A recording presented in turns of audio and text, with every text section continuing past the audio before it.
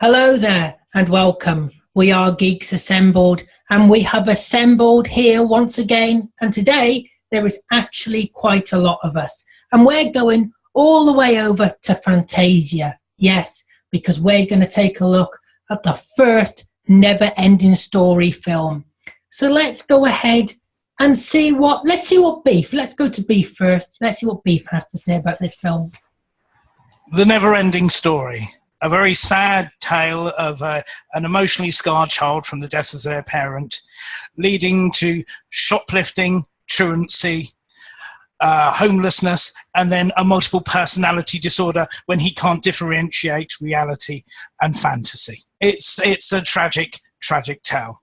But anyway, on to this movie. I enjoy this thoroughly, to be honest with you. I watched this first when it was released in the cinemas. Because it was cheap to go then, so I had the opportunity to see it then, and I'm old. I do enjoy this movie thoroughly.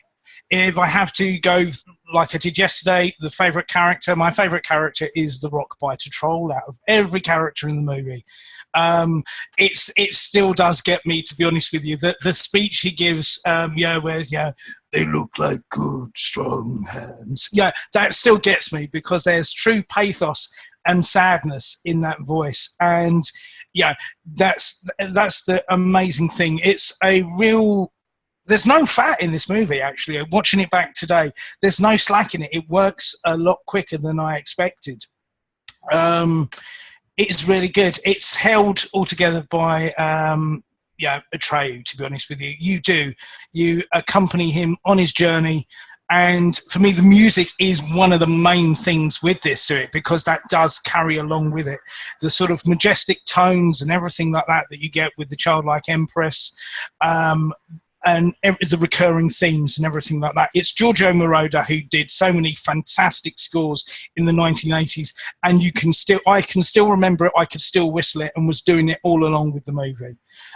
All the principles are fantastic, and there is something about this. I'm sorry, people in other countries, but this really is a European fantasy story. You can tell by the nature of how it was produced and the type of story that it is something that comes from the home of fairy stories, which is Central Europe. It was produced in Germany, and they still have Falkor in the German studios where they made it, where you can still have your pictures taken of it. Strange that an artifact that old would still survive. But then again, we do have my dad with me, and he's in Germany, so there's a lot to say for them looking after old things there. I do. This movie is pure joy. It's a really good take on sort of how to, the journey between childhood, reality, and it's something that is it's now only been done recently, but then was a very ambitious thing to do in a kids' movie back then, is what they call meta. It's a very meta movie because, by the end of it, the kid is watching the story, and also the Empress refers that, there are people watching Bastion following Atreyu. So it's a meta AF fam, if you're down with the kids, I believe is the term. I do. I love this movie. It's unashamedly joyous. I love all the little side characters because they all get their nice little moments. Deep Roy with the racing snail. It's great from start to finish, really. I can't fault it, apart from the fact that they made 2 sequels, which I wouldn't watch on principle. But, then again, it's a story that was never ending, so I suppose they had to do something, otherwise lawsuits would ensue. So for me, it's a definite 9 out of 10. A 9 out of 10, thank you, Beef. And staying in the family, let's go over to Germany to Beef Dad. Go ahead, Beef Dad. Yeah, as my son has said, it was written, the book originally was written in Bavaria, where I live now. There was an original film done of it in Germany, which I have not seen yet, but I intend to at some point.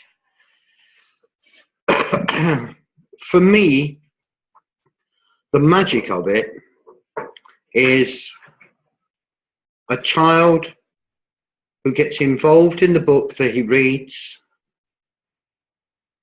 and he gets totally involved and becomes part of the fantasy world.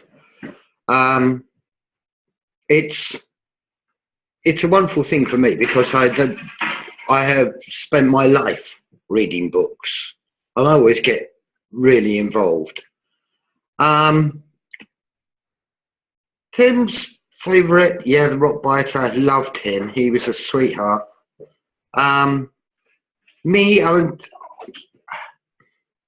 loved Falcor because I must confess, when I watched it, even though I was old and grown up and everything, you still imagine what it must be like to have that flight that the Bastion takes on Falcor and scares the crap out of the bullies.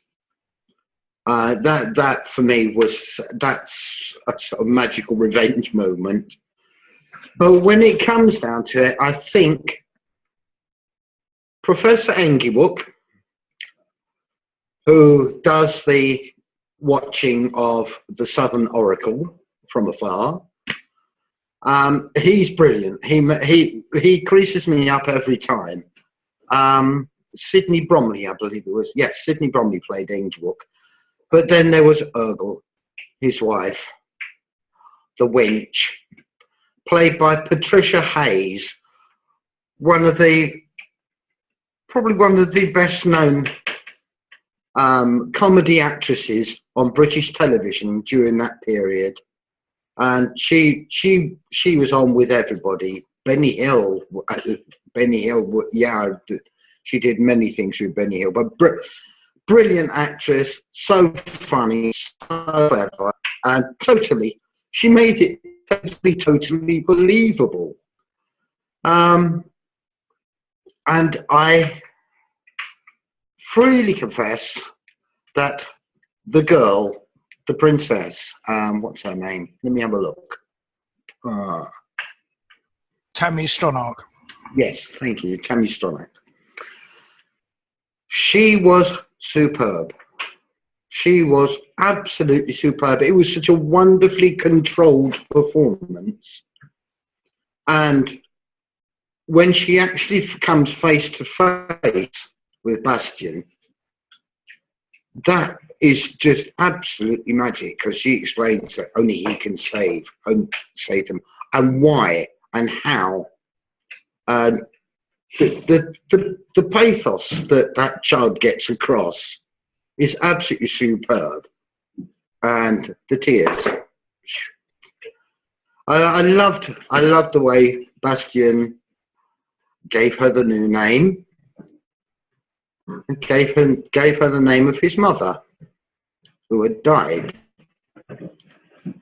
And a lot of people don't know what the name was because they couldn't hear it because of all the noise. So I'll tell you. Bastion's mother was named Moonchild. She was a child of the 60s. So, yeah, it was absolutely magic. I loved the music. Giorgio Moroder was superb. His stuff is always brilliant. That man never, ever disappoints. So, yeah, for me and the magic, it gets a 9. A 9, another 9. Thank you, Beef Dad. Now let's jump on over to Kevin. Go ahead, Kevin. Well, I understood that this was an 80s movie, or 90s movie. Well, I sat down today and watched it, and I pretty much recognized some elements in it when I was a kid, in other shows, other movies. So it's got inspired by this movie, probably. Copyright. Going on. I like the what was his name? The dragon. He was really cool, and Sebastian. Was a cool character. Not Sebastian. What was his name? I didn't. Oh no, it was probably. But yeah, the boy, it was very interesting that he, just got bullied by some kids, and then he's going in a bookshop to hide, and then he finds a book called The Neverending Story. And yeah, it's very cool that he reads it, and then all noises, are coming out, and as for the kid in the Fantasia world, he was very cool. It was also not really a happy story because, well, like the horse, I was like, well, I thought this was a kids movie, not not the horse die and everyone dies movie. It was so sad the whole freaking time until the end, of course. But yeah, I couldn't hear the name also. But yeah, Moonchild. Now I know it. But yeah, I understood that there are sequels to it, but they are unnecessary because it already got an ending. And yeah, well, I'm going to give this movie an 7.5 out of 10. A 7.5. Thank you, Kevin. Now let's see what Jason has to say. Go ahead, Jason. Well, I remember this movie when I was a child, and I definitely say it was definitely a magical movie. Definitely a lot of fantasy between it. The music's definitely great. Definitely always enjoyed the performance by Georgia. I mean, he still even makes music today. I mean, after 38 years, I think. 36. Around that time, I know he made new songs last year. His performance is definitely good on the music. But the acting of this, definitely great from each actor, from each character on this one. The beginning, I just love the beginning theme of it with the clouds and stuff, the nothing version of it. I mean, that's just like magical right there.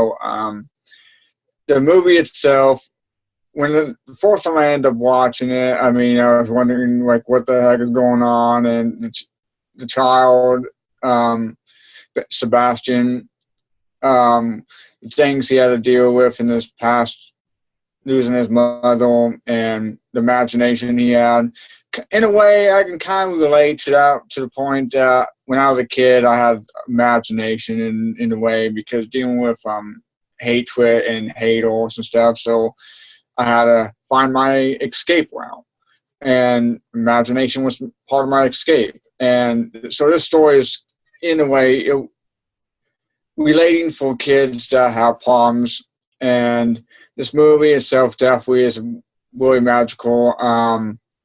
When the kid just get escaped from the bullies, going into the library, and the actor named Thomas Hill, who played Carl, who was the head bookman, he also appears in the sequel, the sequel movie, even though the sequel wasn't that good. The sequel was a bit dark, though, but it's still better than the third one. I would not recommend watching the third movie now. But this movie was definitely great. Having Deep Roy playing Teeny Weeny, having the Racing Snail, then definitely having the Rock Biter, definitely another great character. I mean, definitely seeing the emotion into him, to how the nothing's coming into place. And you also got the Night Hob. You gotta feel sorry for him for having the sleeping bat. But yeah, the whole scene of like the landscape and all that, definitely magical, definitely enjoyable. This movie was definitely perfect, and especially if you even seen it in your own childhood, you would see the magic through this one. I definitely enjoyed the whole thing. I mean, there were some dark moments between it. I mean, like the wolf part near the end, and how Atreyu and the wolf had to go against each other, and the nothing is another dark side of it, and definitely builds up the magic and into it. And this movie itself, definitely a great movie. I mean, if you want to recommend for kids to watch this is definitely a perfect movie for that. each character is definitely great. The Professor, Wingy Walk, bit goofy in a way. But yeah, all the characters are definitely great in this one. Like I said, I got the DVD of it, 1 and 2. So yeah, it's definitely a great movie. I would give it a 10 out of 10. A 10 out of 10, our first 10. Now let's go over to Brian. Let's see what Brian has to say about Neverending Story. All right. Hello, everybody. It's my turn. So, what I thought of the Neverending Story is, it was a good movie. I enjoyed the movie. I mean, the special effects a little bit. I thought a little bit cheesy, but it was the '80s. What do you expect? But I did like the film. But Bastion character, I thought that it was pretty neat how I thought his character was within. I thought it was pretty neat, like his character. It was all up to him towards the end, like to save the fantasy world of the story, and I thought that was pretty cool. So, but yeah, but the main plot of I thought it dragged on, like in parts and pieces of it, but I did like it. I think my favorite character out of all of them were well, I guess I had two. The teeny weeny, like with his lace and snail. He actually reminded me of Willy Wonka a little bit, the way he was dressed. And the dragon that looked like a kind of like a doggo, mixed between a dragon and a dog. That he was like my other favorite character. So yeah, I really enjoyed the film. Actually, I honestly didn't know that there was 2 more other sequels besides this one. I thought this was just a standalone film until one of you said that it was just like a trilogy, but I thought it was just a standalone film.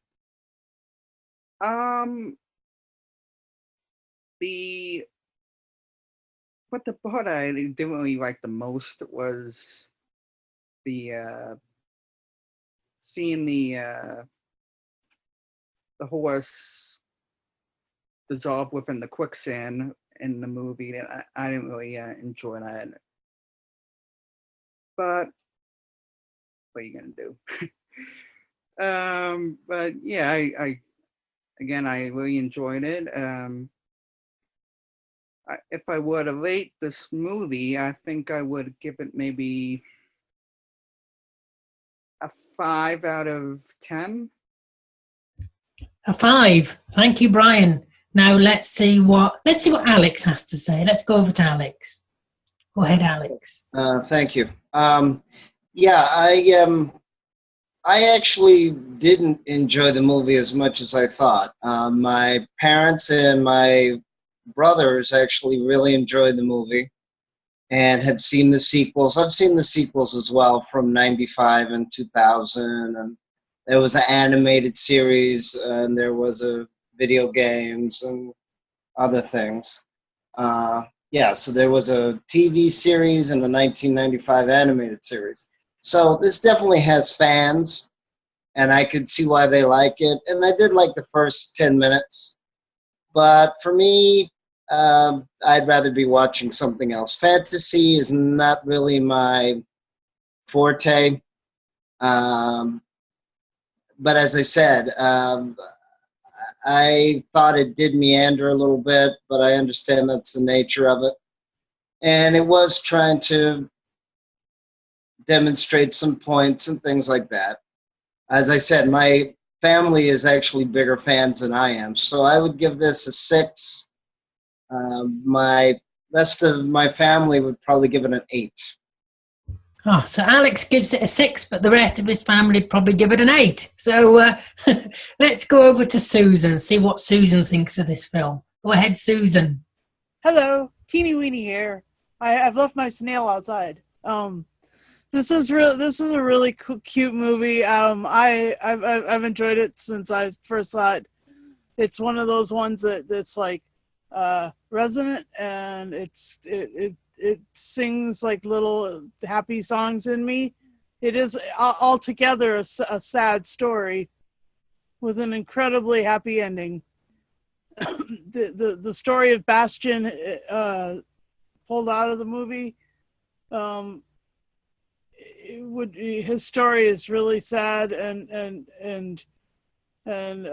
but he becomes empowered by the end, a bit like a good companion would. And then and let's see, the people of Fantasia, their story is a horror story until all of a sudden the empowerment comes and the transformation happens.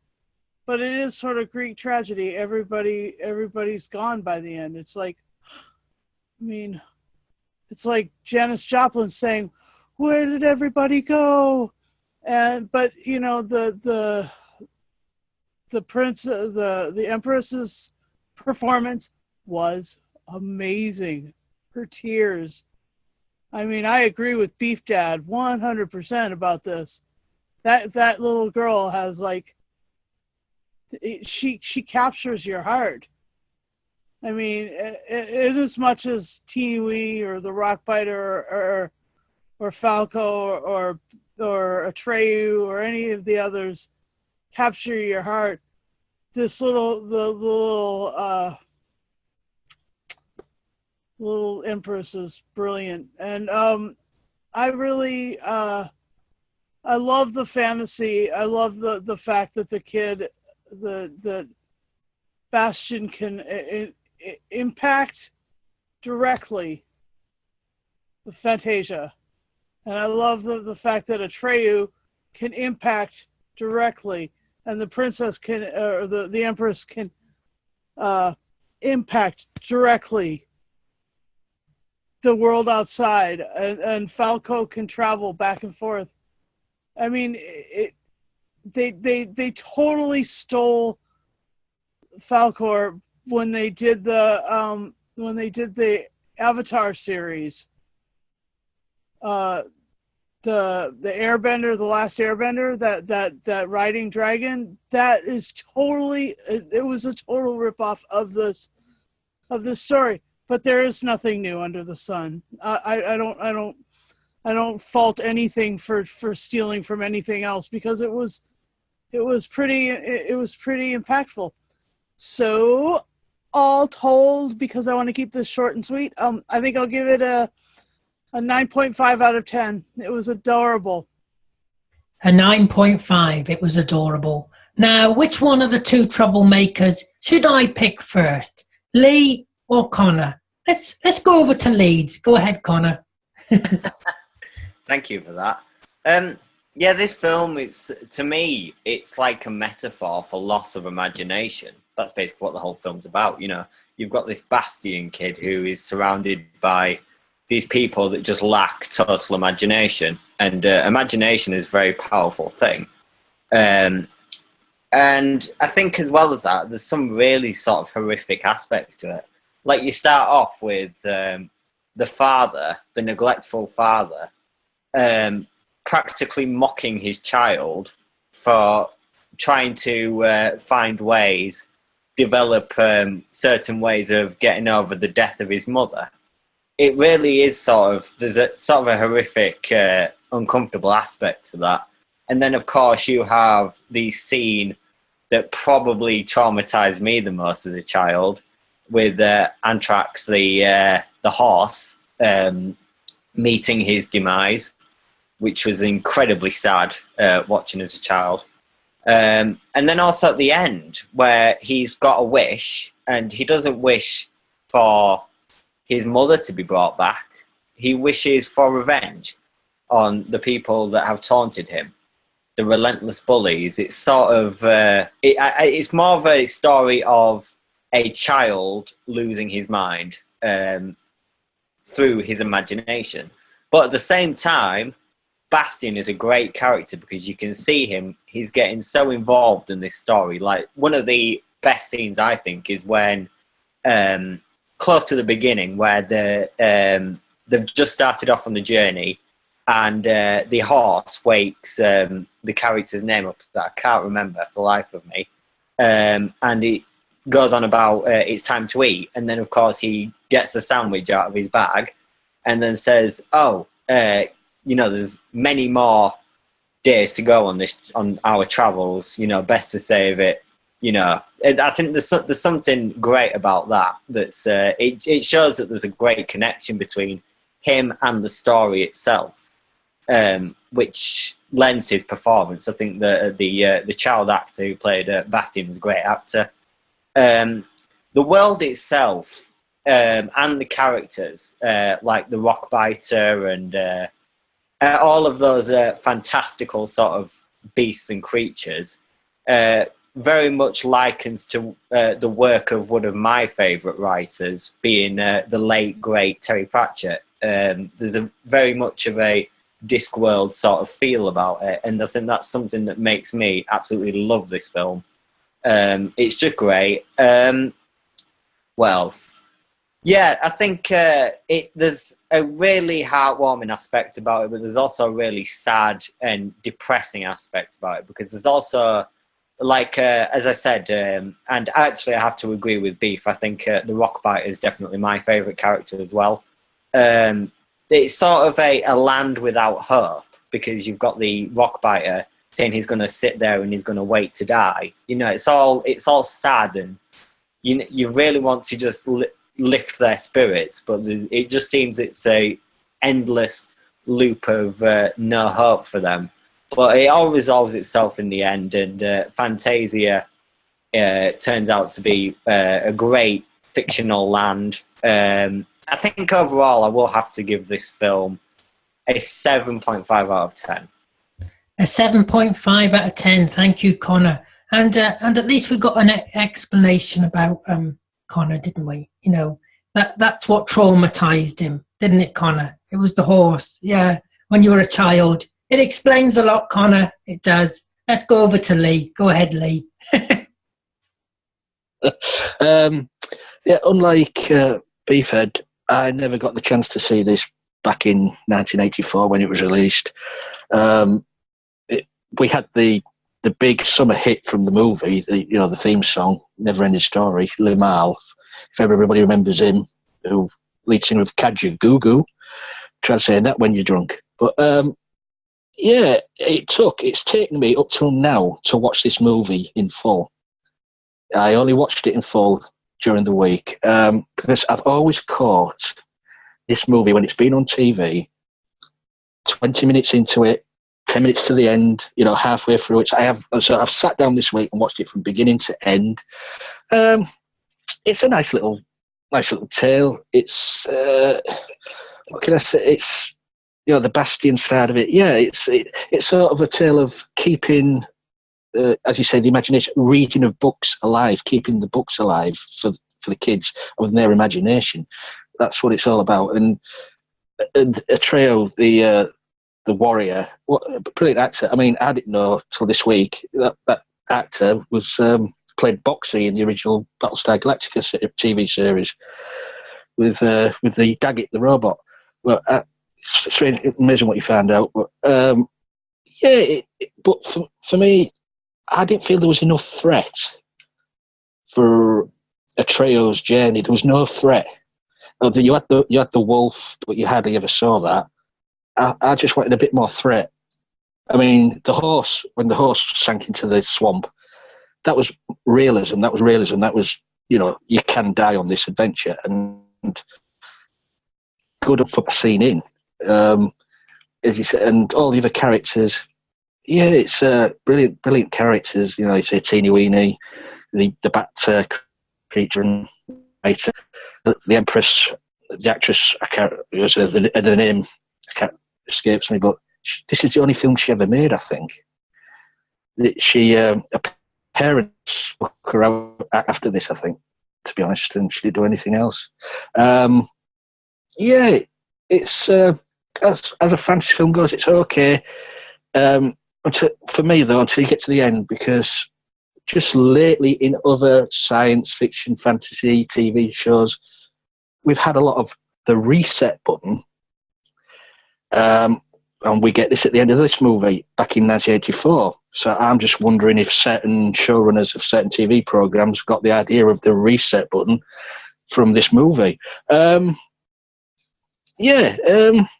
can't think of anything else. I just wish there was more threat for Atreus' journey, because it didn't seem to be that. And I was quite surprised to see Patricia Hayes in this. I didn't know she was in this. And as Beef does, she was a brilliant actress.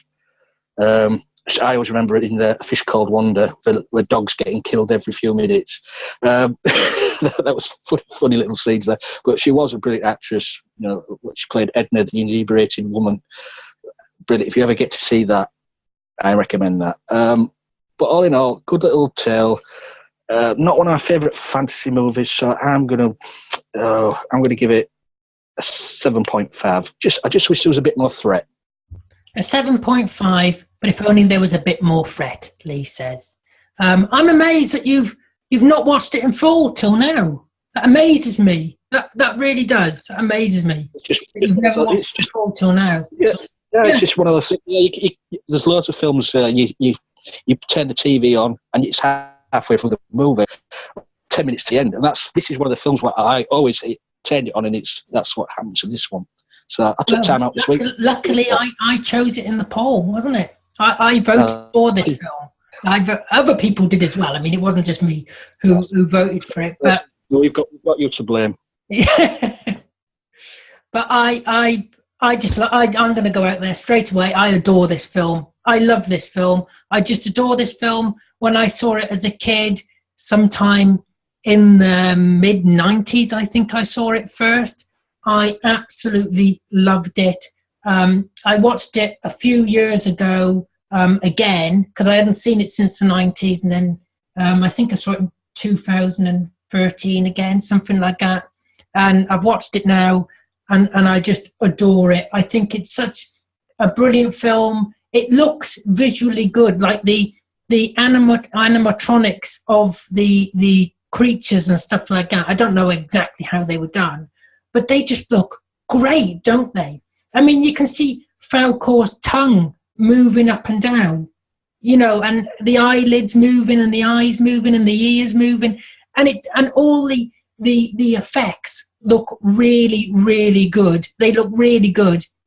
And like Connor says, imagination is a powerful thing. And this is all about imagination and believing and creating a story, believing.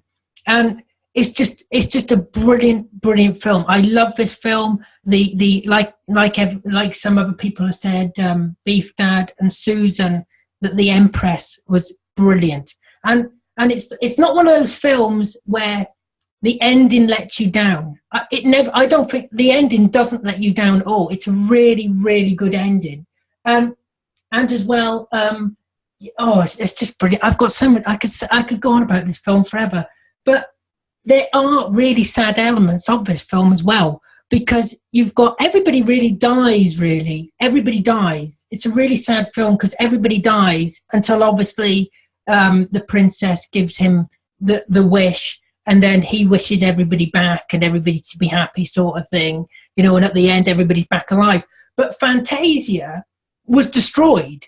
It was destroyed. It was absolutely destroyed. I mean, you saw it in bits, and all that was there was the ivory tower, which for some reason I keep on wanting to call the Emerald City.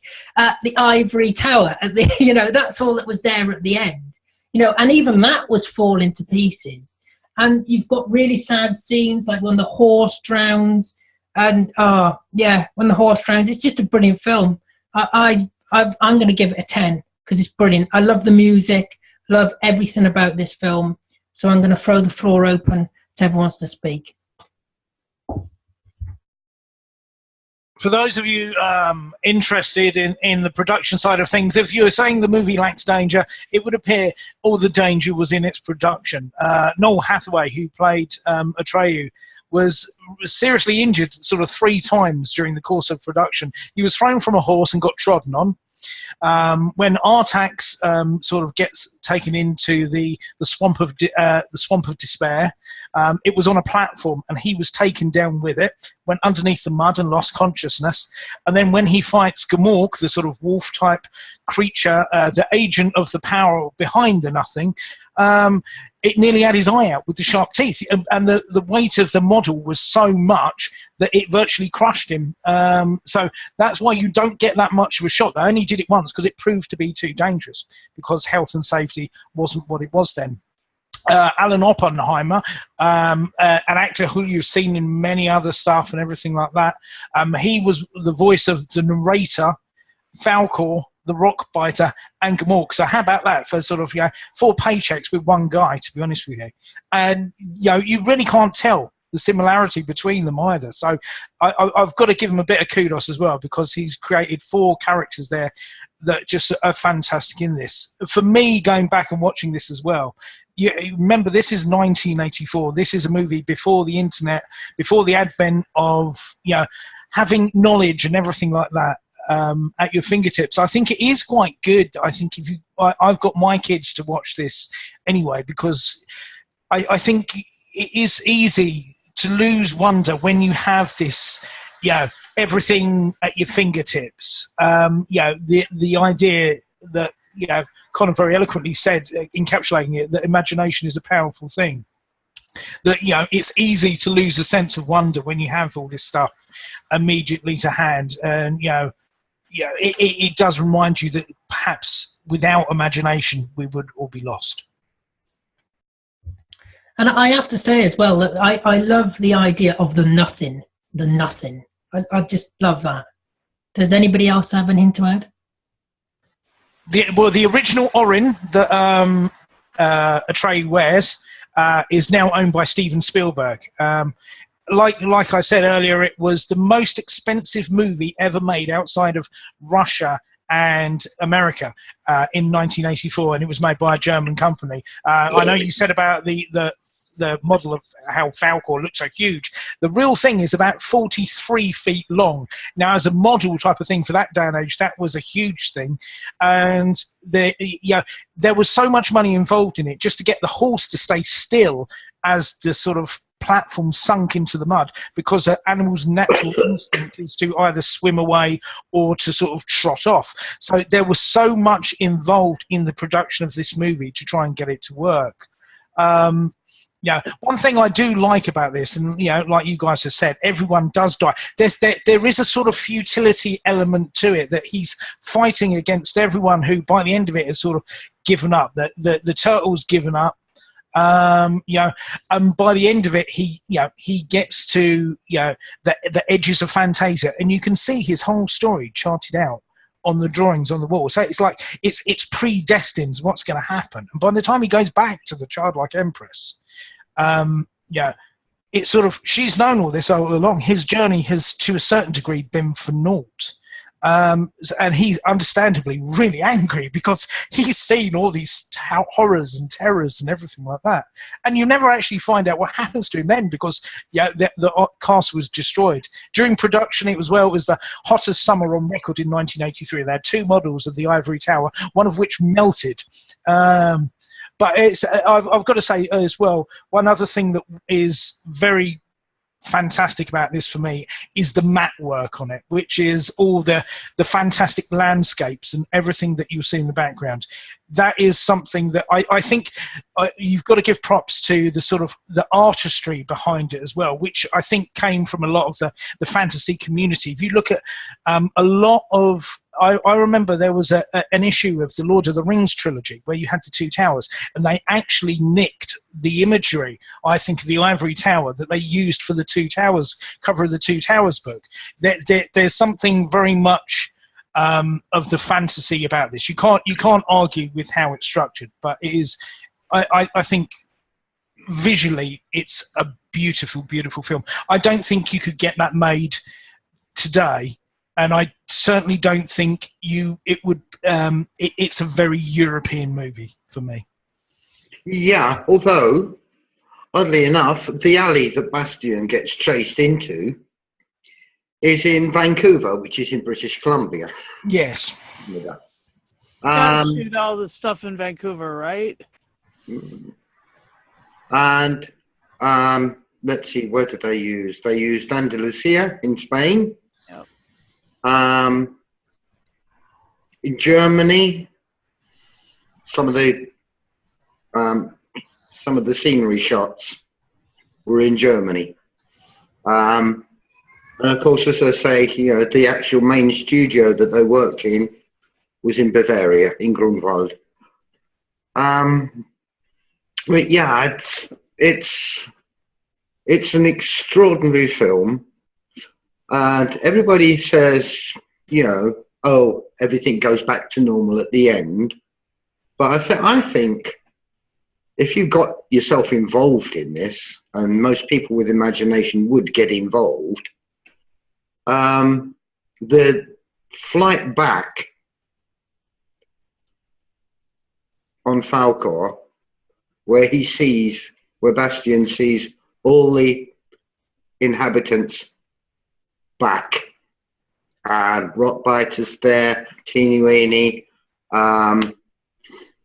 the night thing, and of course Atreyu on his horse. And I must admit, every time I see that, it's just one of those moments in cinema.